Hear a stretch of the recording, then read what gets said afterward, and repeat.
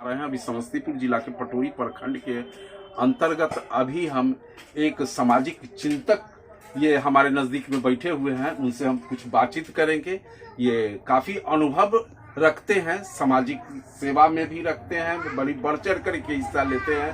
और इन्होंने बहुत सारे सरकारी स्कूल में भी इन्होंने बहुत सारे योगदान दिए हैं, वित्त रहित स्कूल में भी रहे हैं। और इनसे हम रूबरू होते हैं और इनसे हम कुछ बातचीत करते हैं। सर, सबसे पहले आपको BRG टीवी में स्वागत है। सबसे पहले अपना परिचय देंगे सर।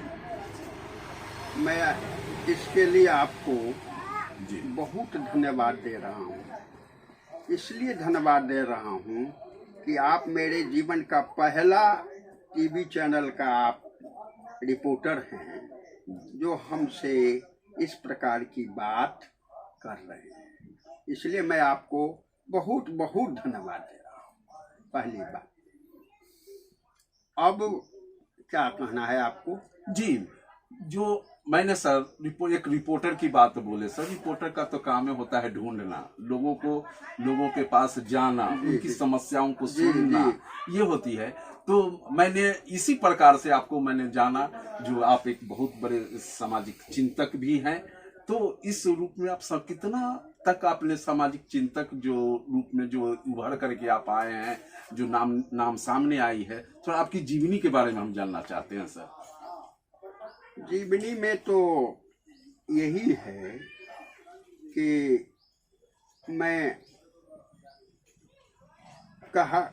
तथा कथित बड़े खानदान में जन्म लिया, 200-400 एकड़ जमीन वालों में। जी जी। और उतना ही घोर प्रताड़ित होके मैं जीवन व्यतीत अभी तक करते रहा जी। इसी में संघर्ष करते करते अपनी शिक्षा को भी बढ़ाया। और शिक्षा को बढ़ाते बढ़ाते व्यवसाय के रूप में मैं टीचिंग लाइन रखा, ट्यूशन करते रहा जी। ट्यूशन करने के बाद वक्त आया तो SS कॉलेज हवासपुर में मैं लैब इंचार्ज के पद पर 26 साल तक काम। 26 साल में कुछ मिल जाता था, जो कॉलेज से कुछ हो उससे मिल जाता था, जीवन व्यापन हो जाता था सर इसमें। नहीं, ट्यूशन करना पड़ता था। जी जी। मैंने सुबह 7 बजे से लेके 8 बजे तक कॉलेज सहित सारे कार्यों को निपटारा करना पड़ता था जी।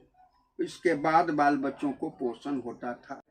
तो पूरा जीवन सामाजिक स्तर पर मैंने काम किया, डॉक्टर भी बना, इंजीनियर भी बना।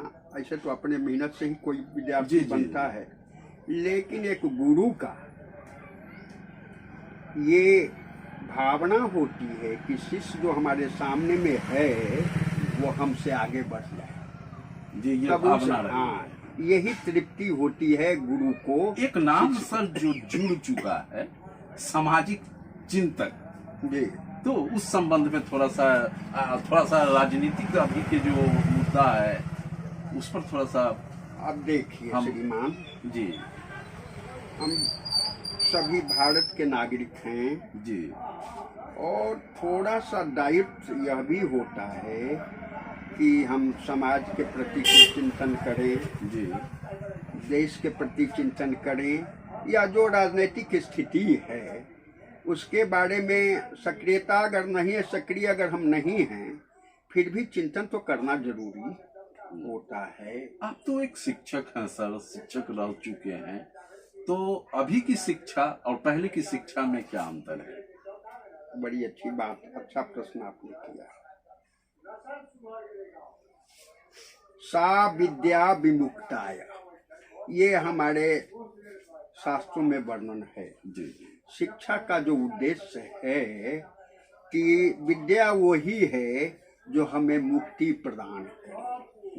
मुक्ति प्रदान करने का अर्थ होता है कि सांसारिक मुक्ति तो ज्ञान से मिलता ही है, जी जी। आध्यात्मिक ज्ञान से मिलता है, लेकिन इस भौतिक जगत में भी मुक्ति कठिनाई से, दिक्कत से, भूखमरी से इससे भी मुक्ति देने के लिए वर्तमान में जो शिक्षा है उसको विकसित जो किया गया है, शिक्षा को उसको पूर्णतः क्रियान्वित किया जाए तो निश्चित रूप से शिष्यों को लाभ भी होगा और हमारा देश एक अच्छा नागरिक, हमारे देश का जो भिन्न आने वाला भविष्य एक अच्छा नागरिक बनकर उभरेगा। सर थोड़ा सा जानना चाहेंगे, जो एक क्रियानात्मक जो बात जो बोल रहे आप, वो कैसे क्रियानात्मक होगा बच्चे? क्रियात्मक का मतलब है जी जी कि आप किसी फैक्ट्री में प्रोडक्ट निकालते हो, जी जी, अब प्रोडक्ट निकाल के बाजार में उसे देते हो, तो बाजार में अगर उसकी बिक्री हो गई, उसकी उपयोगिता बढ़ गई, तो वो प्रोडक्ट उत्पादन करने वाला फैक्ट्री को भी लाभ होता है जी जी, और लेने वालों को भी लाभ होता है।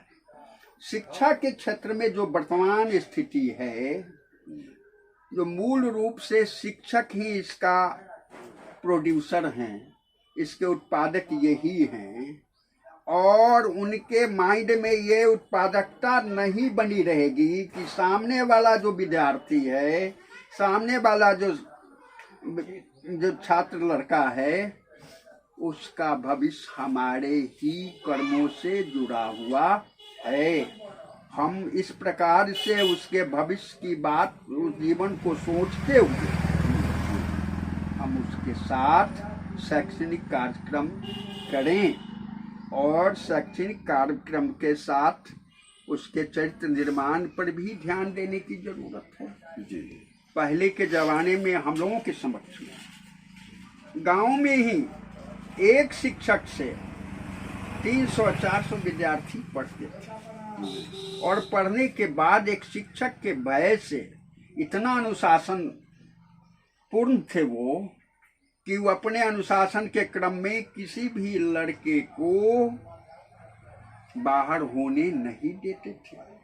अभी सर, अभी के जो देख रहे हैं, धार्मिक चर्चाएं तो चल रही है, लेकिन अभी तक तो हम बहुत सारे लोगों से स्टेटमेंट लिया, कभी पूछे जो उनके कुछ भागवत गीता के बारे में बताइए, रामायण के बारे में बताइए, है नहीं सर, कुछ भागवत गीता है ना, इस ओर हम ले जाना चाहते हैं क्योंकि आप उससे संबंधित रिलेटेड हैं, आप एक महान आप ये हैं, इस वजह से इसमें कहीं ना कहीं जरूर कमी है। अभी हम देख रहे हैं लोगों को गायत्री मंत्र तक भी नहीं आता है, वो भागवत गीता को भी नहीं जान पा रहे हैं, वो रामायण को भी अभी तक नहीं समझ पा रहे हैं।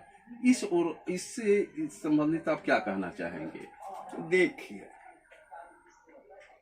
जो धार्मिक भाव है जी, वो मानव को परिशुद्ध करने के लिए, जी, जो सनातन धर्म है वो मानव मन को पवित्र करने की का विधा है, जी जी, जिसके तहत उसमें जीने पर आदमी का जीवन सहज रूप से विकसित हो जाएगा और उन्नत हो जाएगा।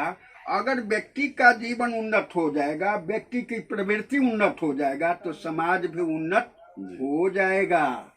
इसलिए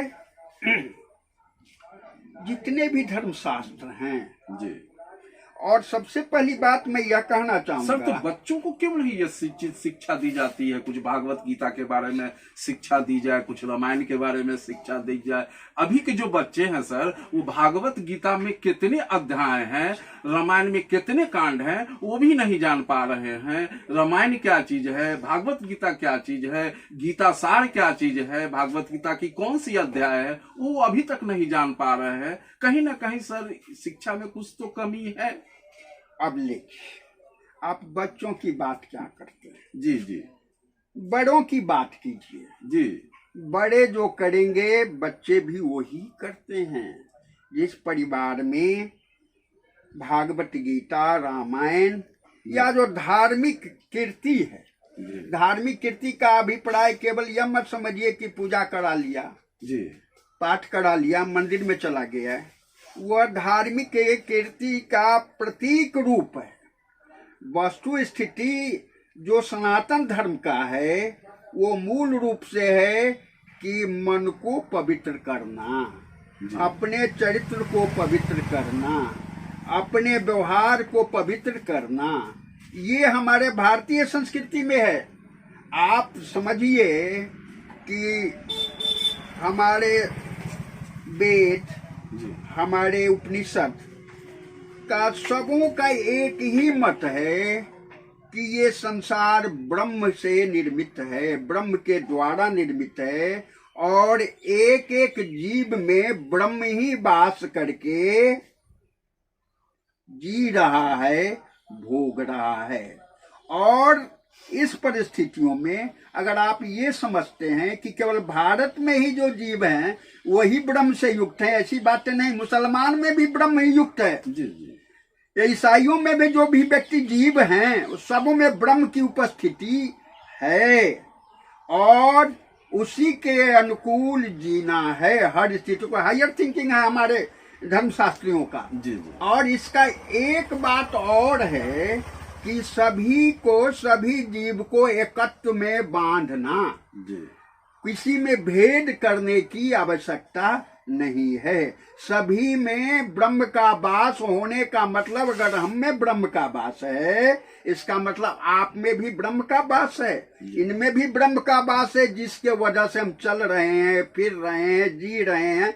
और जब ये फिर निकल जाता है, ये आत्मा ब्रह्म के रूप में आत्मा को स्वीकार किया गया है। और इस प्रक्रिया से सामाजिक स्तर पर किसी जीव में, यहाँ तक कि विशेष व्यक्तियों में, लोगों में अंतर कहीं नहीं है। ये हमारे धार्मिक शास्त्रों का हायर थिंकिंग है।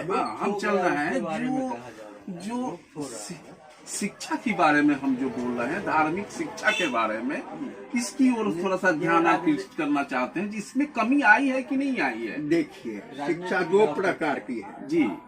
एक भौतिक शिक्षा है जी, एक आध्यात्मिक शिक्षा, चाहे हर क्षेत्र में। तो भौतिक के साथ में आध्यात्मिक भी तो शिक्षा होनी चाहिए सर। हाँ, तो कहीं ना कहीं आपने बोला जो आत्मा की शांति के लिए पूजा जरूरी है, तो उसकी आध्यात्मिक तो शिक्षा जरूरी है ना, इसमें तो कमी नजर आ रही है। ये जो आध्यात्मिक शिक्षा और भौतिक शिक्षा, अभी तक जो शिक्षा हमको मिली जी, अभी जो इधर आजादी के बाद जो हम, या उस समय जो व्यवस्था है आपके सरकार के द्वारा जी, उस शिक्षा में केवल भौतिक शिक्षा को ही विकसित किया गया। तो मानसिकता तो केवल भौतिक शिक्षा का है। मानसिकता है कि मैंने पढ़ने के बाद पैसा कमाएंगे, अर्थ कमाएंगे, धर्म को वहां से अलग हटा दिया गया। तो थोड़ी सी रुकेंगे, थोड़ा सा राजनीति की ओर आप गए, एक राजनीति का नाम लिए, तो अभी की राजनीति और पहले की राजनीति में कुछ अंतर बताएंगे? वही मैं बतला रहा हूँ।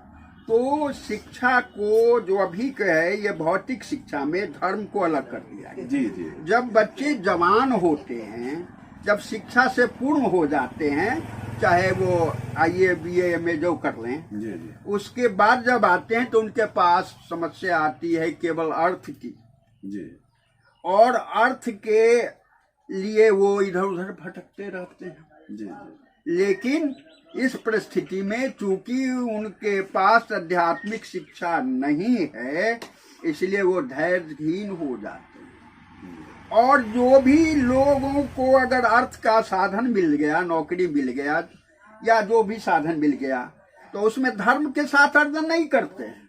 वो धर्म के साथ जो सैलरी है तो वो मिलेगा, उसके साथ एक्स्ट्रा धर्म के आधार पर भी वो ज्यादा से ज्यादा धन अर्जन करना। कहीं ना कहीं लगता है लोग स्वार्थी हो गए हैं सर। क्या अभी की राजनीति के बारे में, कुछ समस्याओं के बारे में सर कुछ बताएं आप, क्योंकि आप तो सामाजिक चिंतक रहे हैं, तो समाज की कुछ बात होनी चाहिए। राजनीति नीति की बात है, नीति असली बात है नीति जी। जो आपके मन से निकलता हुआ नियम जो होता है, नियत जो होती है, वही नीति होती है।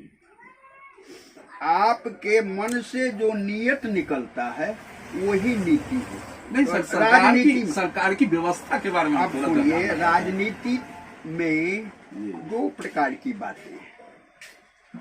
एक राजनीति है और एक लोक नीति है। राजनीति जब भी होता है तो राजसी मानसिकता से होती है। जी जी। उसमें सत्ता को केवल ग्रैप्स करने की क्षमता होती है और उसके लिए जो भी क्रियाकलाप होगा उसको राजनीतिक अपनाएंगे। लोक नीति जब होगी तो उसमें लोक का महत्व होगा। अभी की जो वर्तमान स्थिति के जो राजनीति है वो खंडित राजनीति हो रही है। खंडित राजनीति का अर्थ यह है कि समाज को बांट के अपने पक्ष में ज्यादा से ज्यादा संख्या बल को प्राप्त कर रहे हैं। जी। यही है खंडित राजनीति। जो ये आप अपनी ओर से समाज से आप क्या निर्देश देना चाहेंगे? निर्देश तो नहीं कहेंगे सर, जो आप क्या सुझाव देना चाहेंगे? आप इस सामाजिक एक चिंतक होने के नाते आप क्या सुझाव देना चाहेंगे? देखिए, सामाजिक स्तर पर अभी वर्तमान में जी आर्थिक रेस, जी आर्थिक रेस है। सुबह से शाम तक समाज का एक एक व्यक्ति अर्थ उपार्जन करने में, चाहे वह विधि जो भी हो, इसमें ही लगा रहता है। यहाँ तक कि अपने बाल बच्चों को भी से भी बात करने का फुर्सत उसे किसी को नहीं मिल पाता है।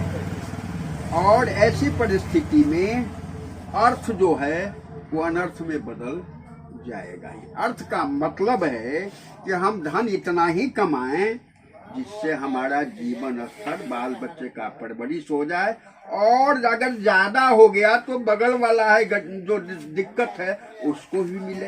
एक बात और, हमारे राजनीतिज्ञ लोग बार बार गरीब गरीब शब्द का उच्चारण करते रहते हैं। गरीब का मदद करते हैं, गरीब की स्थिति को ऊंचा करेंगे। गरीब की स्थिति, जरा सा सोचो मेरे मित्र, गरीब गरीब नहीं है। तुम्हारे कुछ पैसे देने से उसकी अमीरी नहीं हो जाएगी। तुमने सामाजिक स्तर पर जो स्वार्थपूर्ण जो अर्जन हो रहा है उसके कारण वो मजबूर है अर्न करने में। यही स्थिति है उसकी।